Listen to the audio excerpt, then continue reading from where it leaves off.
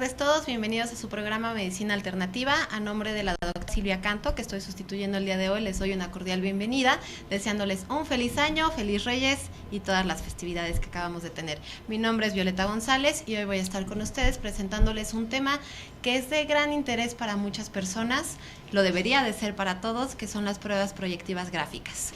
Ahorita estoy acompañada del psicólogo Espartaco Rivera, él es el que nos va a hablar sobre este tema, pero antes de entrar de lleno al tema sobre las pruebas proyectivas gráficas, quisiera hablarles un poco sobre las pruebas proyectivas o las pruebas psicológicas en general, que son un poco más o menos para qué se han utilizado, en qué segmentos de la vida se utilizan, no únicamente en la clínica como se podría esperar, y bueno, cuáles son nuestros usos normales.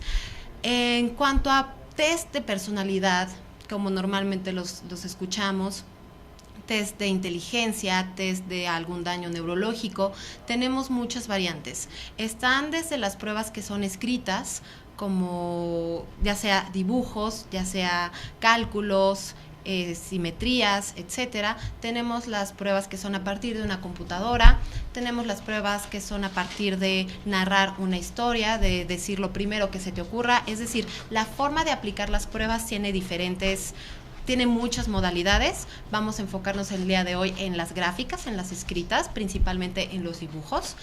Y también, como les decía anteriormente, las pruebas psicológicas miden diferentes cosas.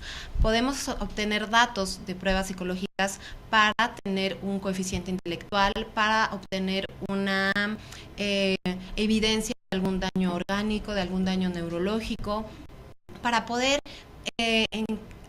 direccionarnos hacia qué tipo de personalidad tenemos, cuáles son las cuestiones que nos pueden estar provocando más conflicto en nuestras vidas, ya sea de nuestros conflictos personales, de trabajo, de familia, cuáles son nuestras habilidades. También existen los test de vocación profesional, cuáles son nuestras habilidades, nuestras aptitudes, nuestros gustos. Y en los usos que tenemos, bueno, son en todos los ámbitos de nuestra vida. Podemos tener las pruebas desde un consultorio clínico para hacer ya sea una valoración, como muchas veces los han mandado, lo más común es los niños que los mandan de las escuelas, que les manden a hacer una valoración clínica para ver realmente si su comportamiento en clase se debe a una cuestión de hábitos, a una cuestión de falta de límites o algún padecimiento psicológico o emocional, o en casos también se ve un daño neurológico. También existen las pruebas que se dan a nivel laboral para la selección de personal. También se dan las pruebas que se dan en todos los hospitales previo a una operación de cierta modalidad. Por ejemplo, las estéticas, muchas veces se les tienen que hacer una valoración para ver cómo se va a afrontar la persona frente a estos cambios en su cuerpo, en su estructura, cómo lo va a poder afrontar. Entonces, para eso también se utilizan las pruebas. Es decir, entre muchas otras ramas. Las pruebas nos van a dar mucha información sobre la personalidad de las personas, sobre los gustos de las personas, sobre aquello que las personas a veces no saben de sí mismas, o a veces las cosas que queremos ocultarnos, las cosas que no nos sentimos orgullosos de nosotros, que es lo que en otros programas le hemos llamado este contenido inconsciente de nosotros mismos. Muchas veces en las pruebas lo podemos observar. Les decía, ya sea de manera verbal, ya sea de manera escrita, pero el contenido inconsciente siempre va a salir a partir de las pruebas proyectivas. Entrándonos ya en nuestro tema de hoy, las pruebas proyectivas gráficas, le doy ahora sí la bienvenida al psicólogo Espartaco Rivera para que nos hable un poquito más a fondo sobre para qué nos sirve, cómo se utilizan y que nos dé algunos ejemplos de estas pruebas proyectivas. Espartaco, bienvenido. ¿Qué tal, Violeta? Buenas tardes a todos el auditorio y bueno, pues también desearles un buen día de Reyes en el cual pues bueno estén compartiendo con su familia pues todo el fin de todo este ciclo de fiestas entre Navidad y Año Nuevo, ¿no? Bueno, como comentaba Violeta, realmente el test proyectivo, en este caso que vamos a hablar sobre el gráfico, al psicólogo le da muchas líneas de hipótesis para poder abordar, digamos, los contenidos, como bien planteaba ella, inconscientes, en donde el propio paciente o el propio evaluado no puede dar cuenta de lo que aparece en relación a los trazos y a todo lo proyectado justo en la hoja, ¿no? El test prácticamente de proyección viene del término de Freud, que es el mecanismo de defensa de la proyección, y de ahí deriva que ponen los test proyectivos, ¿no? En donde justamente lo que pasa con la proyección es que el sujeto ve en el otro algo que le cuesta mucho trabajo ver en sí mismo y entonces lo proyecta afuera, ¿no?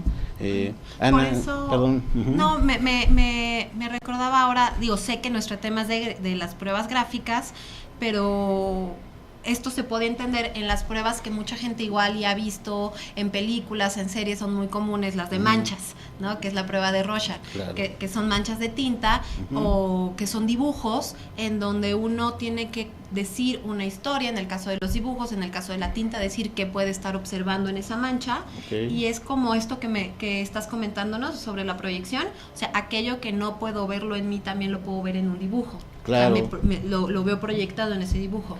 En este caso, efectivamente, el evaluado o el paciente no está haciendo ningún gráfico, que vamos a plantear estas dos situaciones, en donde me presentan una lámina y en esa lámina hago esa proyección justamente, ¿no?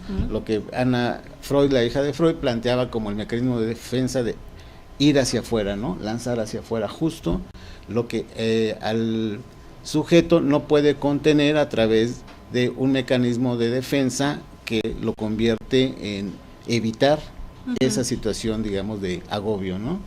Y justamente esto que planteas, hay otros test como lo en el inicio planteabas, en donde te muestran una lámina y tú proyectas, ¿no? Cada lámina viene en relación a la situación edípica, en relación a las situaciones que se juegan en relación al núcleo familiar y que al paciente le están generando una situación de conflicto, lo que planteabas, ¿no?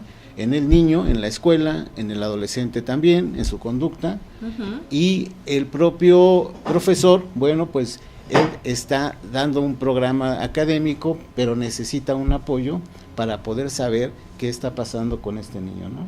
Recordemos que en el caso de los test, en este caso proyectivos, es importante saber que casi en la terapia psicoanalítica es difícil llevarlo con el adulto.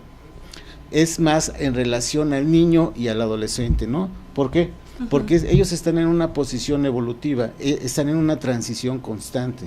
Los niños y los adolescentes, ¿no? La adolescencia, planteamos lo que es de 13 a 21 años, y en el adulto el abordaje es distinto, ¿no? Puede darnos información, efectivamente, también, pero es menos frecuente que se utilicen las pruebas proyectivas en el área clínica, psicoanalítica, en relación para el adulto, ¿no? ¿Por qué? ¿Qué pasa con la información que nos da? ¿No es tan verídica? Sí es verídica, pero es muy obvia, ¿o qué sucede? ¿Por qué no se aplica tanto con adultos?